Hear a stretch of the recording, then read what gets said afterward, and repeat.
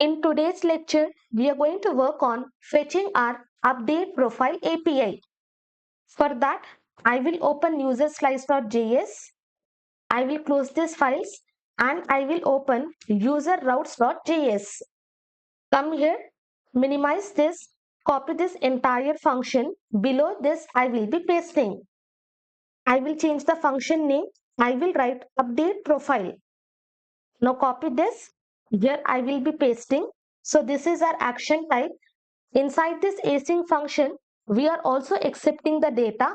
So here I will be passing user data because later on, as soon as we click on the form, accordingly, we will create new instance of form and we are going to set all the values for these fields. So that is the reason we will pass only one data, that is nothing but user data.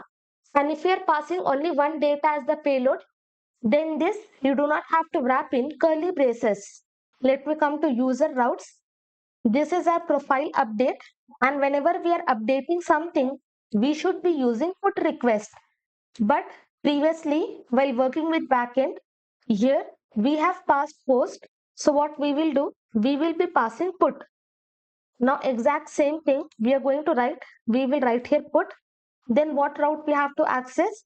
We have to access this exact same route. Now copy and paste. Then second, we are not passing any cookies. So I will be removing. Instead, I will be passing this user data. And third, we have pass headers because inside this update profile, we are also pushing this image. So for this form, we will be passing one attribute, eng type.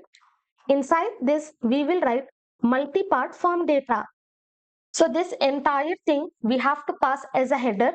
So here above this, we will create one variable config. Inside this, we will create the property headers. Okay, it is headers in which we are just going to set the content type. And that we have already set in register. Let me scroll up. From here, I will copy. Come here. And inside this, I will be pasting. So our content type is multi-part form data, exact same value what we have passed for eng type.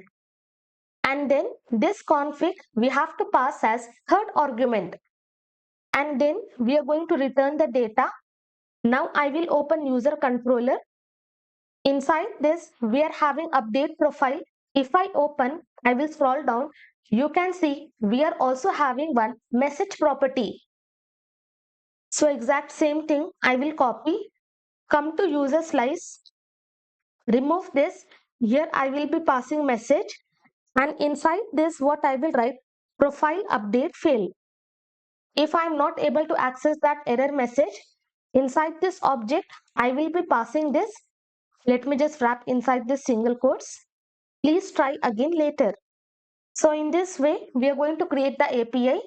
We will be changing this action type and inside the payload we will accept user data. Then using this config, we are setting the header and while fetching the data, we will pass put request and inside the backend also, we will be changing to put. Then we will pass user data and then we are going to pass this config. Now inside the user controller, we are having one more property message. So inside this initial state, we will be passing message. And for this, we will assign the value null. Now come here. I will copy all these cases and below this I will be pasting. Let me scroll up and here I will be writing update user profile. Select this, select this, select and here we will pass update profile. Okay, using this first is our pending state. Inside this loading will be true, error will be null, so we don't have to change anything. Next will be fulfill state. In this loading will be false, error will be null and new user information. You can see we are passing new user information so that we are going to access action dot payload if we are having user access or else set user to null. And then what we are having success and message.